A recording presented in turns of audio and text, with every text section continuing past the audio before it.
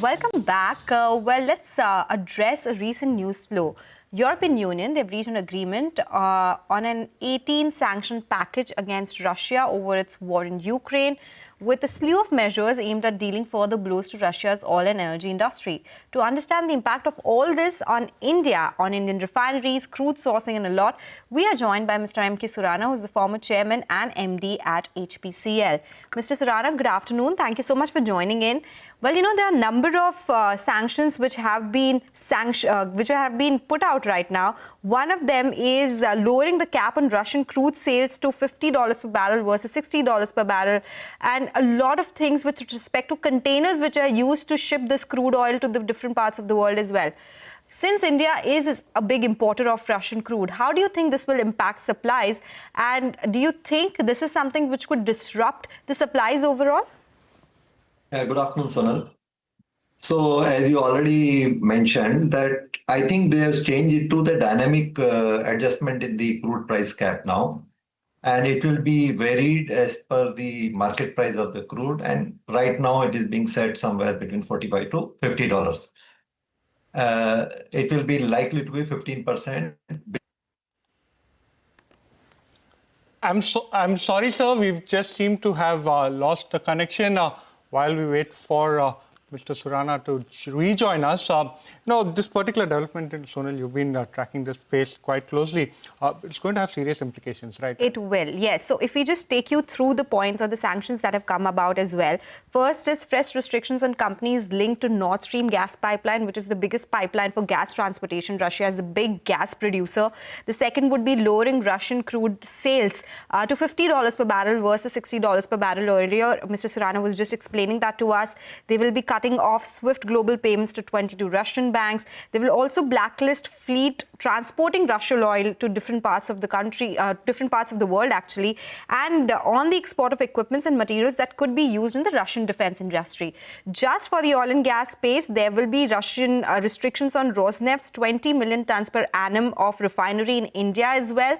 And sanctions are likely to impact both crude sourcing and refinery exports from the plant. So what does it mean for oil marketing companies? Around 25% of crude is imported from Russia right now. That only means that that export could be impacted from Russia, because now they are sanctioning fleet. They are also talking about lower cap on crude oil prices, and the cost could increase instead of staying the same despite global crude prices remaining range bound at these levels. So it has come in as a negative surprise considering how dependent we are on Russia right now. And post this particular tweet that did come out from the EU, you did see a sharp spike, especially as far as the share price of ONGC was concerned. Oil marketing companies have been a little depressed, but ONGC, on the other hand, did surge to the day's highest point. The other important aspect, that we will need to ask Mr. Surana, once we are able to get him back on the line, is what will be the associated impact cost, especially as far as logistics are concerned. While there will be a cap as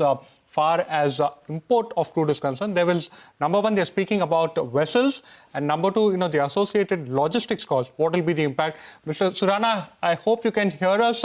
If you heard the question, what do you think would be the impact of this particular move? Yeah, I can hear you.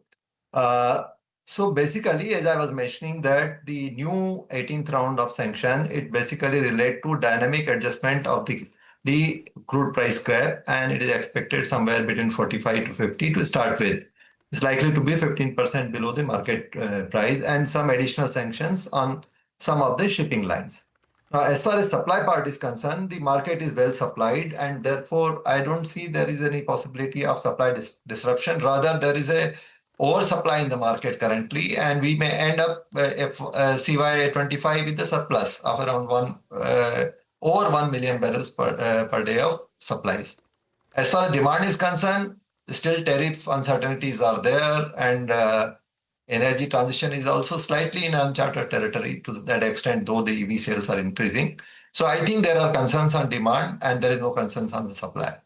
As far as pricing is concerned, then India has in the past taken from Russia, and they did a good tightrope walking on this diplomatic front, and I think India may continue to do so. I don't think as of today, America has supported that move of EU to reduce the price cap, and unless that is done, any effective implementation of a sanction may also be a difficulty. But overall, I don't think that it is going to be a major disruption, both price-wise as well as supply-wise in the market. Okay. As far as So, India is Mr. concerned. Yes. So, as far as pricing is concerned for crude oil, it is not an impact. But the other part of this sanction also talks about restriction on operations of Rosneft's 20 million tons per annum refinery in India. How do you think that could impact things? Will it improve cracks? Will it reduce refining capacity? How do you look at that particular development? No, Rosneft is a different case because they have got the Russian ownership as such, and the case is different than all other refineries in India. So coming back to that, Rosneft, as far as Niara Rosneft refinery is concerned, they've got a different way of operations. Many times they sell off all of their products in the beginning of the year itself at a certain margin because they also had certain traders as their equity partners.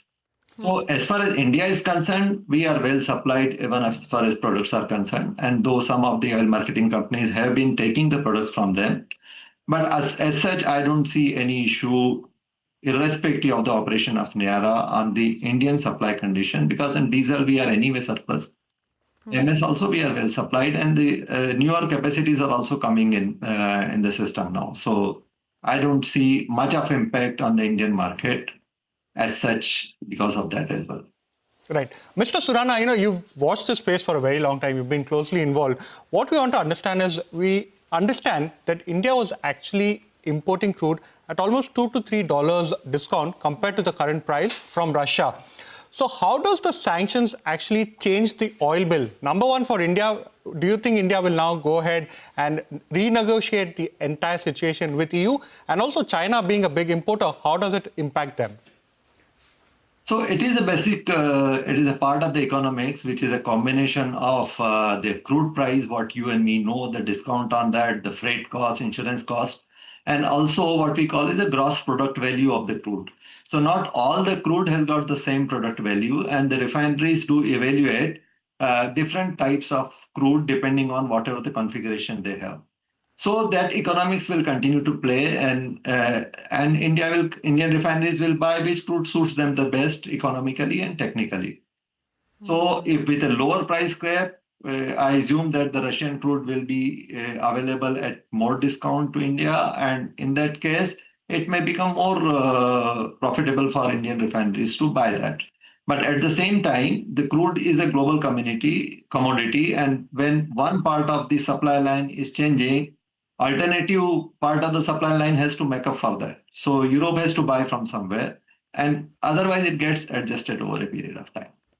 So are you slightly surprised that crude prices aren't reacting in a sharper manner? The street actually would have expected crude prices to spike up significantly. Is there still I'm not a supply surprised, demand? it should not also.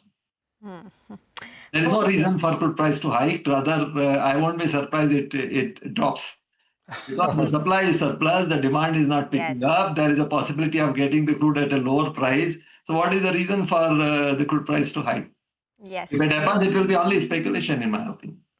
Totally take that point. That's coming from a person who's seen the market for over various cycles. So we take that point. Thank you so much for joining us with your insights, Mr. Surana. Always a pleasure speaking with you. But with that, we'll do one thing. We'll take your leave on this edition of Midcap Radar. Your stocks when we return.